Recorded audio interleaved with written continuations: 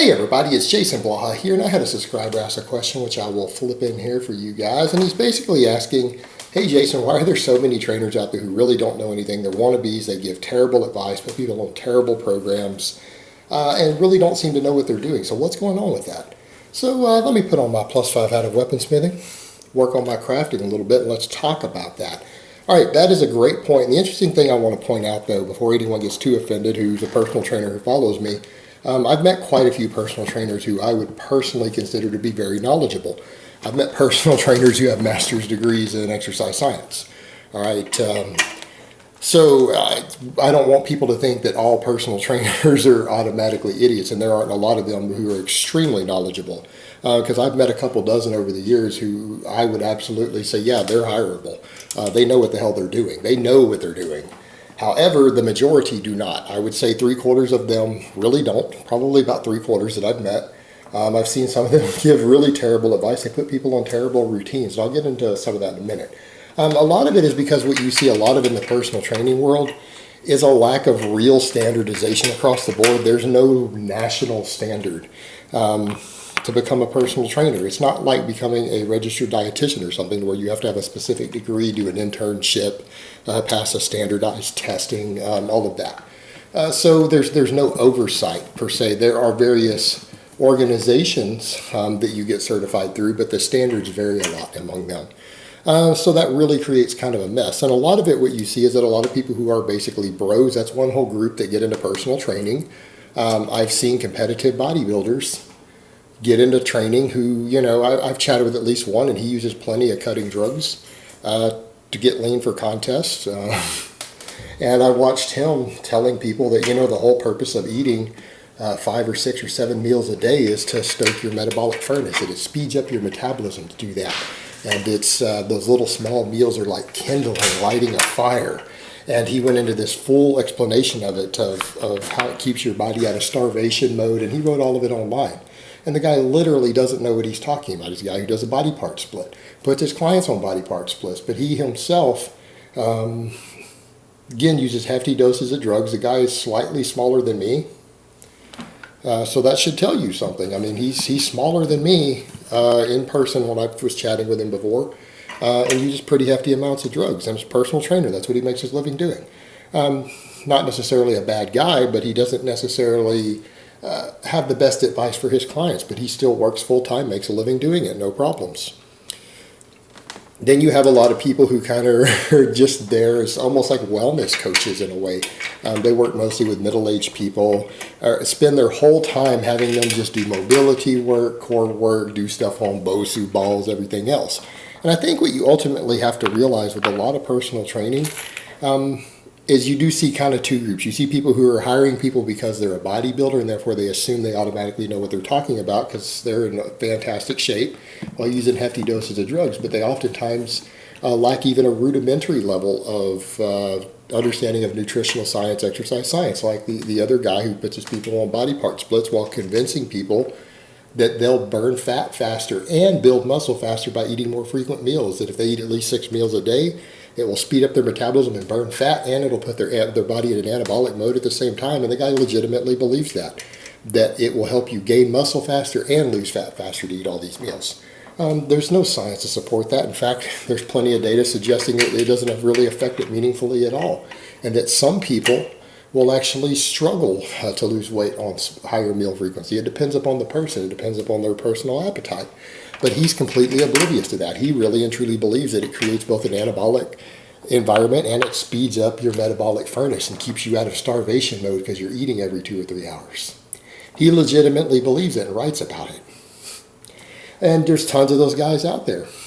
Then you have the others who are basically being hired as what I would describe as a friend, someone who knows just enough about fitness to be helpful to you if you know nothing, to help elderly people, middle-aged housewives and stuff get into shape, who's there as a companion.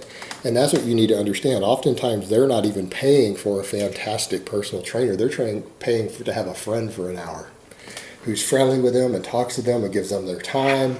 And, and I've noticed a lot of that. You'll see it's frequently The ones who stay the busiest are ones who usually work with people older than them of the opposite sex. I've seen attractive young female trainers who work almost exclusively with middle-aged and older men, and they're friendly with them, and they laugh with them, and they're a good companion for the day, for the hour, and they get paid for that, and they slowly help them get into shape, and they do help them usually get into shape. You'll see them lose 20, 30 pounds.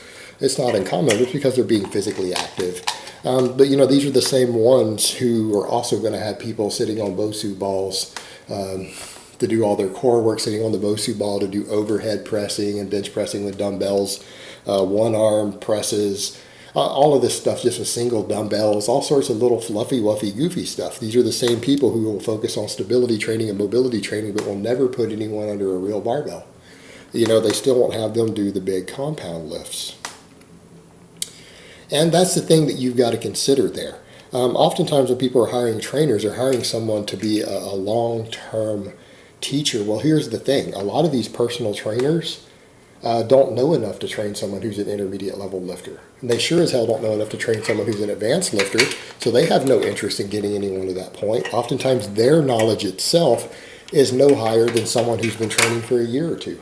In fact, many people with less than a year of training experience go on to become personal trainers. A lot of those you see saturated in the market are people who just got the fitness bug, decided to get into shape. They don't know that much because they're noobs themselves. They've been lifting a year and then they go get a certificate. And that's just enough to help starting people get into shape. Just enough to get them started. But they don't need these people to progress beyond that. And here's the thing.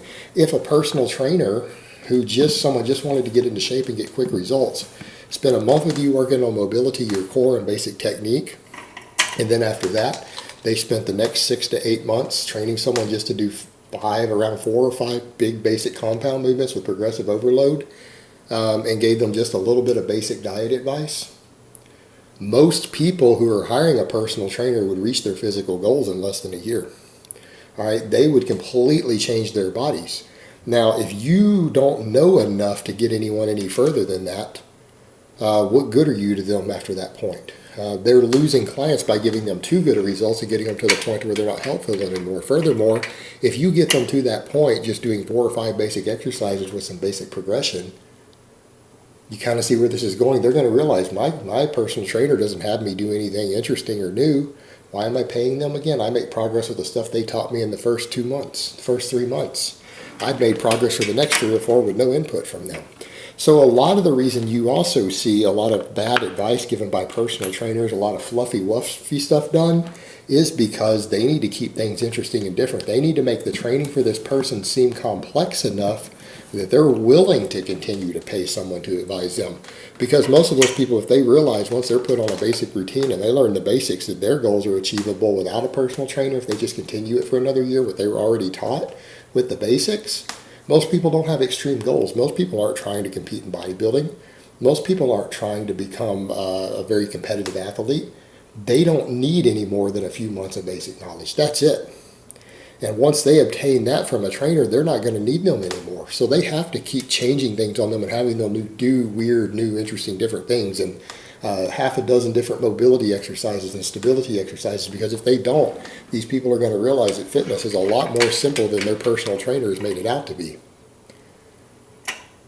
Or that it's a lot simpler than they thought it was once they learned the basics, and they're not going to need to pay someone anymore to do that. Well, that's certainly not good for business. If you're in the business of being hired to coach someone through every single training session, and they already learn within 12 to 15 to 20 training sessions everything that they need to know to reach all their fitness goals for the rest of their life, why do they need to keep shelling out $50 a session? Or 30, or whatever it is that they're paying. In some cases, 100. They range anywhere from $25 up to about $100 a session, depending on where you get a trainer, what their credentials are. Why are they going to keep shelling that out? So that's a big part of it. There's no incentive in the world to really get most personal trainers to teach people correctly to reach their goals and to have them do the most efficient things possible, because the most efficient things possible are with doing the least variety possible, because that's the most efficient. Just focus on the basics and really hammer away at the basics. Most people will get there. Well, that's not a good way to keep clients. And if you're in the business of continuing to be a personal trainer and keeping clients for years at a time, that's not going to cut it. The only exception is going to be the people who are hiring you for companionship and to be a paid friend. So that's pretty much the difference. All right, guys, but that's really all I have to say on that today. I hope it's been informative, and I will talk to you guys next time.